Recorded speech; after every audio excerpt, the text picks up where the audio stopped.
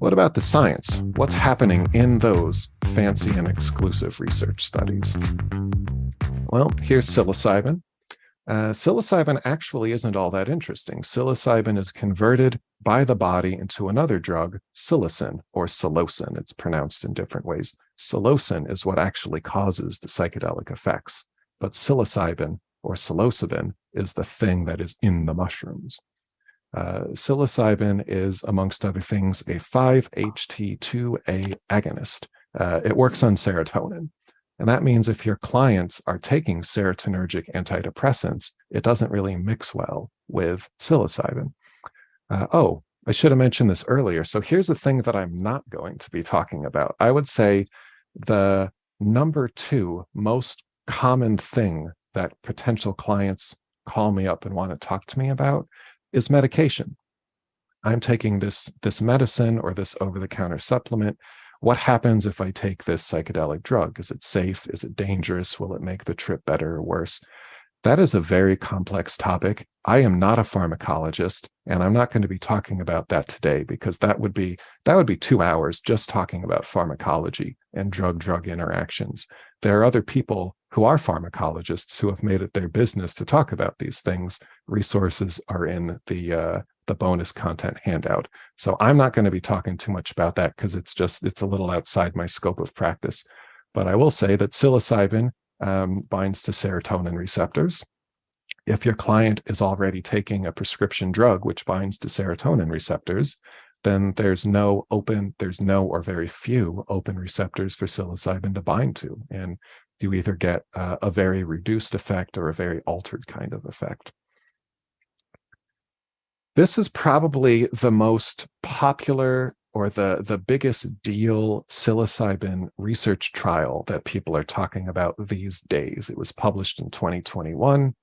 This is a head-to-head trial, very exciting. So the purple group here, research subjects with major depressive disorder were given psilocybin. This was a 6-week program, and they were in therapy for 6 weeks, and they had 2 doses of psilocybin during those 6 weeks. The other group, in red, no psilocybin, and they received escitalopram, prescription serotonergic antidepressant. They had that every day for 6 weeks. So right there, that's quite a difference, right? You're taking, if your clients are on prescription antidepressants, they're just taking a pill once or twice a day for years, for decades, maybe, right? They're in that for the long term. That's a lot of medicine that they're taking. That's a lot of money that they're spending on medicine. The psilocybin group, on the other hand, twice, 2 doses of psilocybin. That's a very different paradigm. And frankly, I don't think Big Pharma knows what to do with that. It doesn't work with their model. And this is kind of like my client, Bill. Remember Bill? I don't remember how many times he used psilocybin during that retreat. It was more than 2. I'm going to say 6. Let's say 6 times in 2 weeks, I'm guessing. So it's a little bit different, but it's closer to that. And he wasn't taking any prescription medications at the time, and he received an immediate antidepressant effect. In this clinical trial here, we see that both groups, the psilocybin group and the escitalopram group, had a significant reduction in depressive symptoms at the 6-week period. And there was really no difference between groups, the psilocybin group and the escitalopram group. Basically the same antidepressant effect and basically the same as far as adverse events. So that doesn't really sound all that exciting. We didn't see any differences. But that's really interesting, I think, because all of the other research out there is just showing that psilocybin-assisted psychotherapy is better than nothing. And this is the first time that we get to see with modern, robust methodology that psilocybin-assisted psychotherapy is at least as good as, it's no better as, it's no worse than a traditional treatment as usual pharmacotherapy.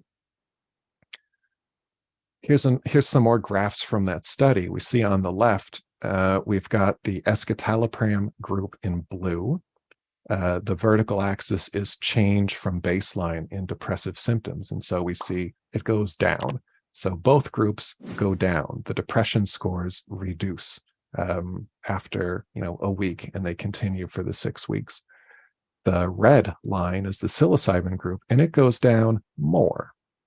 Statistically, these lines are the same, but if you just eyeball it, they look pretty different, right? The psilocybin group is pretty consistently lower, which means a greater reduction in depressive symptoms. Over on the right is a mental well-being scale that they also gave. And we see here that psilocybin increased well-being statistically more so than the escitalopram group. There's more to being depressed than depression. There's also things like mental well-being, functional impairment, social connection.